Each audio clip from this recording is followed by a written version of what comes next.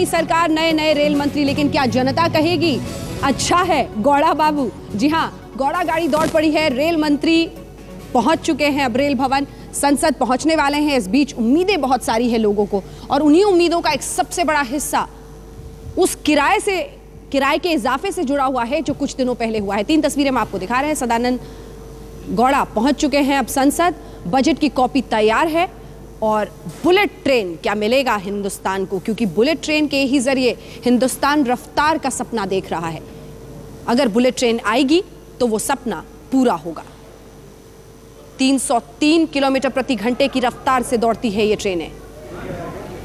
उसी रफ्तार को तलाश रहा है हिंदुस्तान। भारतीय रेल की लेट लतीफी, उसकी धीमी चाल, गंदगी, हादसे, इन तमाम मुश्किलों से अब निजात चाहती है जनता। भारतीय रेलवे पर सफर करना एक बुरे सपने के बराबर है।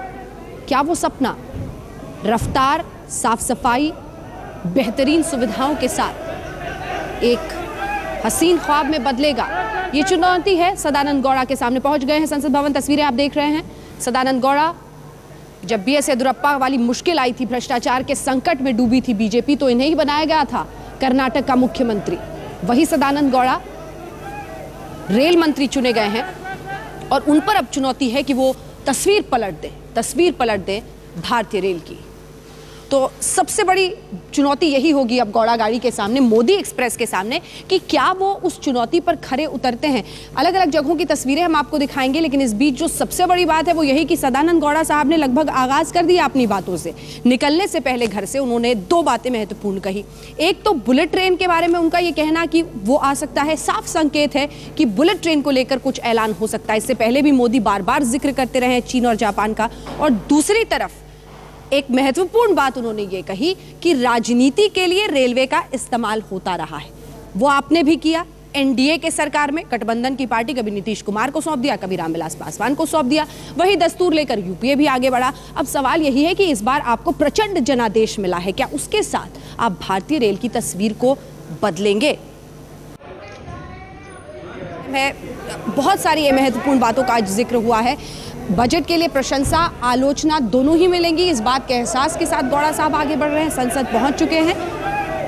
तो मोदी सरकार का ये पहला रेल बजट, नए नए रेल मंत्री, नई नई उम्मीदें, चेहरे पर मुस्कुराहट, लेकिन रफ्तार पकड़ना चाहता है अब देश। और अगर रफ्तार पकड़ना चाहता है देश, तो भारतीय रेल की लेट लतीफी और तस्वीर बदलनी ही होगी।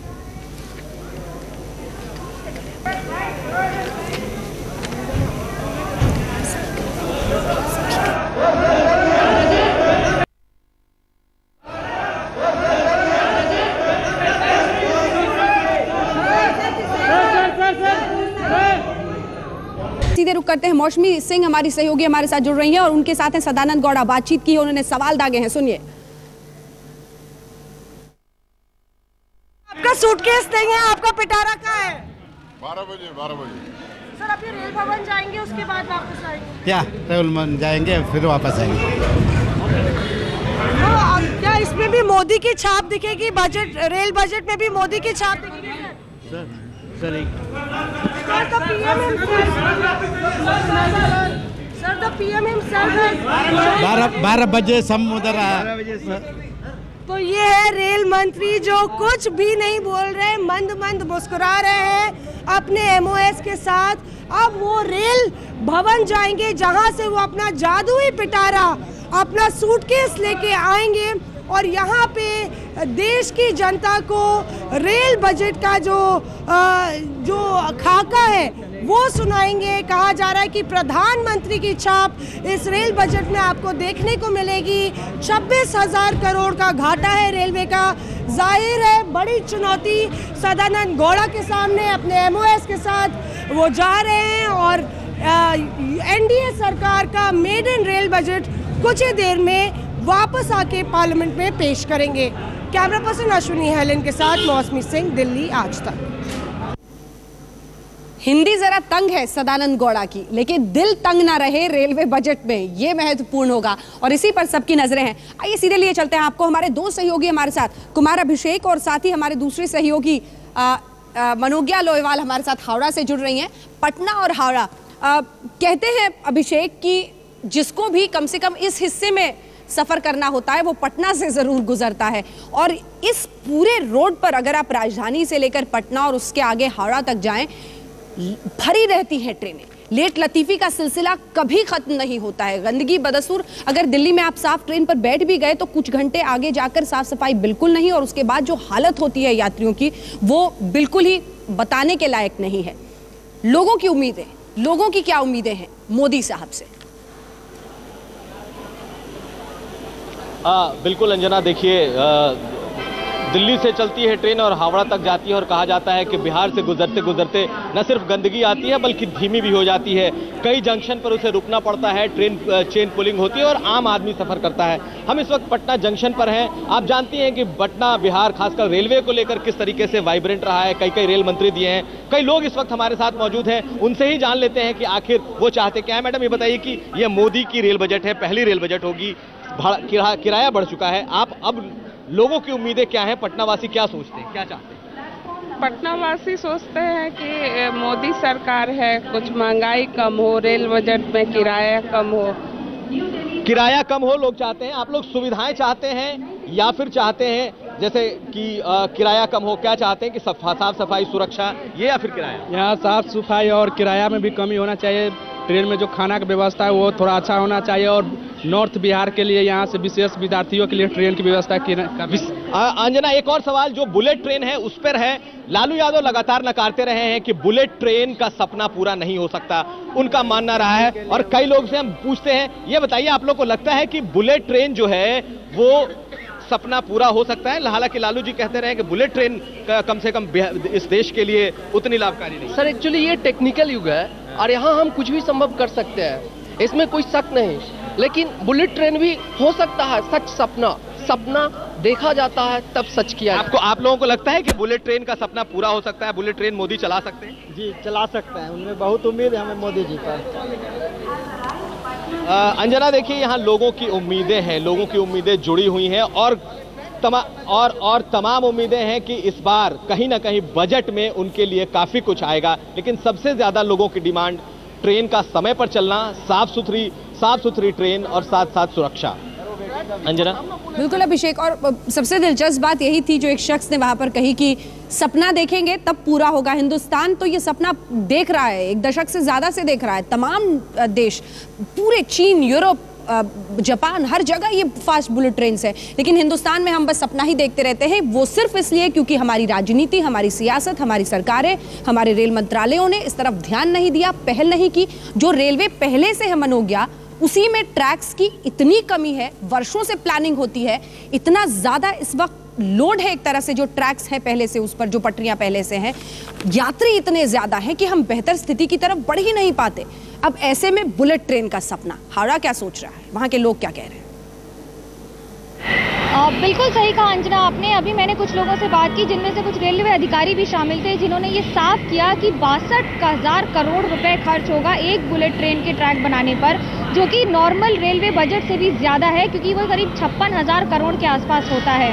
ऐसे में ये कहना गलत नहीं होगा कि सपने तो सपने होते हैं, लेकिन दिखाने में इसमें कोई दिक्कत नहीं होती है। और एक के बाद एक हर सरकार आई है उसने सपने दिखाए हैं। और सबसे इंटरेस्टिंग बात यह है कि ममता बनर्जी एकमात्र रेलवे मंत्री हैं जो एनडीए के कार्यकाल में और यूपीए के कार्यकाल में दोनों समय में रेल मंत्री रही हैं। लेकिन अगर बात करें बंगाल की और बंगाल की तरक्की की, तो उस पर सवालिया निशान उठ जाते हैं, क्योंकि मेट्रो जहां थी वहीं है। अभी बढ़ोतरी की बात होती है तो कोलकाता मेट्रो में सिर्फ कुछ ही डिब्बे बढ़ जाते हैं, एसी रेट बढ़ी है, लेकिन 25 साल पुरानी रेट चल रही है। इस बात से अंदाज़ा लगाया जा सकता है कि कितनी पुरानी ट्रेनों पर अभी भी सिर्फ ट्रेनें चल रही हैं, ट्रैक्स पर ये ट्रेनें चल रही हैं और लोग सफ़र कर रहे हैं। और ऐसे में जनता की जो सुरक्षा है उस पर कितना बड़ा कॉम्प्रोमाइज़ किया जा रहा है लगातार। बिल्कुल, और एक के बाद एक समझौता करता है। जो यात्री निकलता है रेलवे पर सफर के लिए हिंदुस्तान में, वो पहले से अपने आप को मानसिक रूप से तैयार करता है कि मुझे लेट लतीफी तमाम परेशानियों का सामना करना है और वही जूझते हुए किसी तरह से मैं बस अपने सफर पर, अपने मंजिल पर पहुंच जाऊं, घड़ी बार बार देखता रहता है। ये है भारतीय रेल की हालत, ये है भारतीय रेल की स्थिति। हमारे साथ और भी कई खास मेहमान इस पूरी चर्चा में कुछ ही देर में जुड़ जाएंगे। आज तक जंक्शन से हमारी विशेष पेशकश आप लगातार देख रहे हैं। एक बार फिर से जरा अभिषेक का रुख कर लेते हैं। अभिषेक, आपसे ये समझना चाहेंगे कि बुलेट ट्रेन के सपने को जैसा बनोगे ना, बड़े दिलचस्प अंदाज में कहा कि सपने दिखाने में तो कम से कम कोई खर्च नहीं होता। जो ऑर्डिनरी लाइंस है, पटरियां हैं, वो कई जगहों पर इस वक्त भी पेंडिंग पड़ी हुई हैं। ऐसे में बुलेट ट्रैक्स बहुत स्पेशल होंगी क्योंकि उसमें ज़्यादा घुमाव के लिए स्कोप नहीं है, सीधी पटरियां आपको बिछानी होगी, बहुत टेक्नोलॉजी का इस्तेमाल उसमें होगा। क्या उस सब की तरफ एक हकीकत के रूप में जो लोग पटना स्टेशन पर मौजूद हैं देख भी पा रहे हैं कि कुछ होगा? बिल्कुल अंजना, आपकी जो रिपोर्ट थी उसमें भी लोगों ने देखा कि किस तरीके से जो रेल की पटरियां हैं बुलेट ट्रेन की, वो बिल्कुल सीधी होनी चाहिए। लेकिन बिहार की कहानी हमेशा से अलग रही है घुमावदार ट्रेन ट्रैक से। ट्रेन ट्रैक सुरक्षित नहीं है। ऐसे में लालू यादव भी नकारते रहे हैं इस बुलेट ट्रेन के कंसेप्ट को, कम से कम भारत के लिए और फिलहाल के लिए। लेकिन कई लोग हमारे साथ हैं, हम उनसे पूछते हैं, ये बताइए बुलेट ट्रेन का कंसेप्ट भारत के लिए आपको लगता है कि संभव हो सकता है? पहले आप बताइए। ये 100% संभव हो सकता है। हमने आशा किया था जब हम मोदी सरकार को लाए थे। एक्चुअली बात है क्या भैया कि ट्रेन का इंफ्रास्ट्रक्चर हम इस वक्त बैक टू स्टूडियो अंजना। जी बिल्कुल अभिषेक, आपके पास और भी आएंगे और भी लोगों की बातचीत सुनेंगे। इस बीच कई खास मेहमान भी हमारे साथ स्टूडियो में पहुंच गए हैं, उनको भी बिठा लेते हैं अपने साथ। बेताब है देश और बेताब है मोदी एक्सप्रेस भी। जी हाँ, जिस रफ्तार से आगे बढ़ रही है सरकार, लोगों की उम्मीदें बहुत ज्यादा हैं और वो इसलिए क्योंकि जिस तरह के प्रचंड जनादेश के साथ नरेंद्र मोदी आए हैं, लोग ये पूछेंगे कि अब तक अगर राजनीति के लिए इस्तेमाल होता रहा है और ये सदानंद गौड़ा साहब कह रहे हैं, तो वो ऐसा क्या करेंगे जिससे तस्वीर बदले, जिससे लोगों को ये लगे कि यात्री प्राथमिकता है रेल मंत्रालय की, जिससे ये लगे कि सदानंद गौड़ा साहब के पास एक ब्लूप्रिंट, एक रोड मैप है जिसके जरिए वो आपकी और हमारी जिंदगी ट्रेन के उस घंटों में बेहतर कर पाएंगे। और यही सवाल हम पूछेंगे। हमारे साथ कई खास मेहमान बस पूरी चर्चा में जुड़ रहे हैं। आपका परिचय उनसे करा दें। हमारे साथ प्रांजल शर्मा जो कि वरिष्ठ पत्रकार हैं, वो जुड़ गए हैं। कम से कम आर्थिक मामलों की बारीकियों को बहुत अच्छे से समझते हैं, तो बजट को भी बहुत बारीक नजर से वो देखते हैं।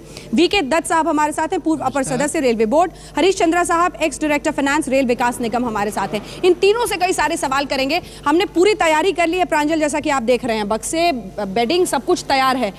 क्या गौड़ा साहब उस तैयारी के साथ उतरे हैं मैदान में? क्योंकि कर्नाटक में जब विपत्ति आई थी तो वहां पर गए थे संकट मोचक बनके। आज संकट में हर यात्री है जो ट्रेन पर चलता है। रोड मैप, ब्लूप्रिंट या फिर सिर्फ बुलेट ट्रेन देख लीजिए जी सपना, 10 साल इंतजार कीजिए, क्या हो? मुझे लगता है जो आकांक्षाएं हैं वो ज़्यादा हैं, तैयारी कम है, क्योंकि तैयारी के लिए बहुत समय भी नहीं मिला है और रेलवे को बदलने के लिए और समय लगेगा, ये 2 महीने में नहीं होगा। लेकिन अगर ये सरकार दिखा दे कि रेलवे जो है वो राजनीति की गाड़ी नहीं है और रेलवे आम आदमी के लिए गाड़ी है, तभी फर्क पड़ेगा, आम जनता को लगेगा कि कुछ फर्क हुआ है। नहीं तो ये फिर से हर साल की तरह राजनीति की गाड़ी बन जाएगी। पर मैं आपसे ये जानना चाहती हूँ दत्त साहब कि क्या दिक्कतें हैं? अभी तक तो हम ये सुन रहे हैं कि जो लोड है इस वक्त की पटरियों पर, ट्रैक्स पर, कितनी पटरियां नहीं बननी थी वो सब नहीं हो पाया है। इसमें भी अब आप बुलेट ट्रेन का सपना दिखा देंगे, उसके लिए तो और स्पेशल ट्रैक्स चाहिए। ये सब कुछ कितना फीजिबल होगा? आप अंदर का अनुभव बताइए। बड़ा की क्वेश्चन पूछा है। देखिए, आज़ादी के समय 54,000 किलोमीटर नेटवर्क था और 80% लोग रेल का प्रयोग करते थे। हाँ। आज की तारीख में कुल 64% है, 64,000 किलोमीटर है, बड़ा है और इतने सारे यात्री घुस नहीं पाते हैं उसमें। चाइना में जो कि हमारी जैसी इकोनॉमी है, 45,000 किलोमीटर था जब आप 60,000 किलोमीटर थे। आज चाइना का नेटवर्क 1,01,000 किलोमीटर है।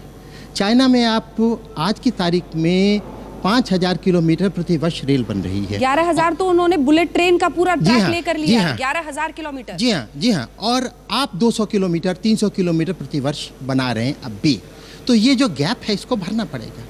ये कभी भरेगा? बिल्कुल भरेगा। नहीं, मैं आपसे ये पूछना चाहती हूँ कि आप रेलवे बोर्ड के अपर सदस्य थे, आप बताइए दिक्कत कहाँ पे है, क्यों नहीं होता? मैं बताता हूँ। देखिए, रेलवे को राष्ट्रीय प्राथमिकता, रेलवे हमेशा से कॉमन मैन सोचता आया है कि सेल्फ सफिशिएंट होगी। हम कहते हैं हम 10,000 करोड़ कमा के जनरल बजट को दे रहे हैं, लेकिन मेन चीज़ है प्लान एक्सपेंडिचर कितना करना चाहिए। हम लोग करीब 50,000 करोड़ कर रहे हैं, हाँ। लेकिन चाइना इस वक्त 6 लाख करोड़ कर रहा है प्रति वर्ष। तो ये जो तुलना है, ये गैप कैसे भरेगा? ये राष्ट्रीय प्राथमिकता है। बजट क्रंच है प्रांजल, बजट क्रंच है। पैसे की कमी जरूर है, क्योंकि अगर आप देखें जो आमदनी होती है और जो खर्चा है 90% का फर्क है। मतलब जो आमदनी हो, जो खर्चा हो रहा है उससे करीब 10% जो है वो आमदनी से पूर्ति हो रही है। तो पैसा इसमें बहुत चाहिए, लेकिन इस पैसों को निकालने के लिए पैसा कहाँ से सरकार लाएगी, ये बड़ा सवाल है। हरीश चंद्रा जी, फाइनेंस की, चूंकि फाइनेंस की बात हो रही है इसलिए मैं आपके पास आना चाह रही हूँ। बिल्कुल, मैं समझता हूँ कि रेलवे, इंडियन रेलवे जो है वो इन्वेस्टमेंट के मामले में कुपोषण का शिकार है। आप जितने भी एक्सपर्ट ग्रुप्स की रिपोर्ट्स हैं या हमारी जो लॉन्ग टर्म प्लान है, उनके हिसाब से हर साल कम से कम 1.25 करोड़ का इन्वेस्टमेंट होना चाहिए। आज भी हमारी प्लान जो है वो तकरीबन 60,000 करोड़ की है, तकरीबन आधे पे हैं हम। तो कम से कम हमें 100% जंप लेना है इस इन्वेस्टमेंट को बढ़ाने के लिए।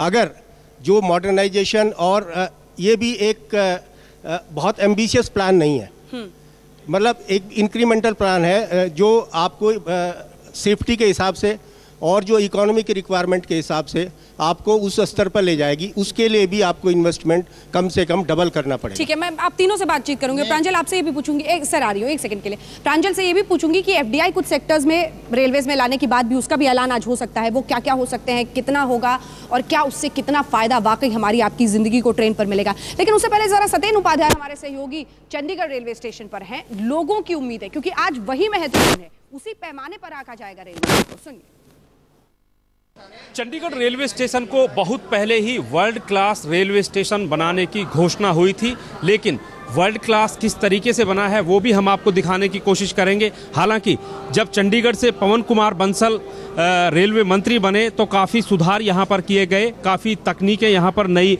लाई गई, नई ट्रेनें भी यहाँ पर शुरू की गई, दिल्ली के लिए शताब्दी भी शुरू की गई। लेकिन वर्ल्ड क्लास जो रेलवे स्टेशन को बनाने की बात की गई थी उसमें शायद अभी भी बहुत सारी कमियां लगती हैं। फिलहाल बहुत सारे मुसाफिर यहाँ पर इकट्ठे हुए हैं, हालांकि हर किसी को उम्मीदें कम हैं। रेलवे में फैसिलिटीज़ की कमी है बहुत ज़्यादा। डेली पैसेंजर हैं, एक के ऊपर एक बंदे, भेड़ बकरियों की तरह भरे होते हैं बंदे। ट्रेनें की ज़्यादा होनी चाहिए इस रूट पे। अम्बाला से चंडीगढ़ डबल ट्रैक बनने का था, अभी तक कोई नहीं बना। कितना टाइम हो गया ना, एकता रुकती है, धूलकोट वगैरह जाती हुई। अगर लंबी दूरी की ट्रेनों की बात करें तो आपको क्या कमियां नज़र आती हैं? रेलवे स्टेशन की बात करें तो आप बताइए। उसके अंदर सबसे बड़ी कमी है कि एक तो जो जनरल डिब्बे हैं वो उनकी संख्या बढ़ानी चाहिए, फैसिलिटी पूरी नहीं चाहिए। ठीक है, किराया बढ़ाया, लेकिन उसके साथ फैसिलिटी तो पूरी देनी चाहिए। सबसे ज़्यादा जो सीजन चलता है उसके अंदर एक्स्ट्रा गाड़ियाँ चलानी चाहिए, एक्स्ट्रा कोच लगने चाहिए, 4-5 बोगी फालतू लग रही होनी चाहिए ताकि लोगों को राहत मिले। किराया बढ़ाओ, नहीं ये नहीं कहते कि नहीं बढ़े, किराया के साथ फैसिलिटी जरूरी है। इससे अच्छी तस्वीर क्या हो सकती है प्रांजल? वो कह रहे हैं कि आप किराया बढ़ाइए लेकिन हमें सुविधाएं दीजिए। किस तरह से लोड है उसका आप अंदाजा, आप किसी ट्रेन पर चल जाइए, वेटिंग लिस्ट वाले 100 लोग आपको अंदर मिलते हैं। ये सब कैसे बदले? देखिए, ये बहुत बड़ी बात है। अगर आप ग्राहक को देखें जो रेलवे गाड़ी का इस्तेमाल करता है वो ज़्यादा पैसे देने के लिए तैयार है, लेकिन जो हमारी राजनीति है वो कहती है कि नहीं, हम पैसे नहीं देंगे, आपको सब कुछ सस्ता देंगे, सब कुछ आपको फ्री देंगे, लेकिन आपको एक कूड़ा कबाड़ देंगे आपको उसके साथ साथ। तो वही है कि आज की तारीख में जो ग्राहक है वो कहता है कि मैं पैसे ठीक ठाक देने के लिए तैयार हूं, लेकिन आप बेहतर सुविधा दीजिए। गंदगी में जाकर, लेट जाकर किसी को फायदा नहीं होता है।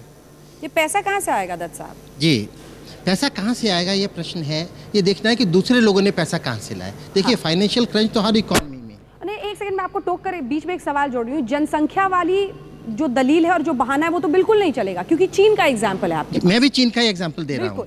एक प्रतिनिधिमंडल चीन से आया था मेरे पास, इसी बात पे उन्होंने धीरे से पूछा, देखिए साहब, हम तो 6 लाख करोड़ लगा रहे हैं, आप क्यों नहीं लगा रहे? मैंने पूछा आप कैसे लगा रहे हैं? कह रहे हैं जो हमारी रोजगार गारंटी स्कीम है वो हमने इसमें लगा दी है। जो 1 लाख करोड़ आप रोजगार गारंटी में दे रहे हैं, आप यूट्यूब पे जाइए, देखिए चाइना की रेलवे, गांव के लोग आ रहे हैं, बना रहे हैं, उनको पेमेंट हो रहा है।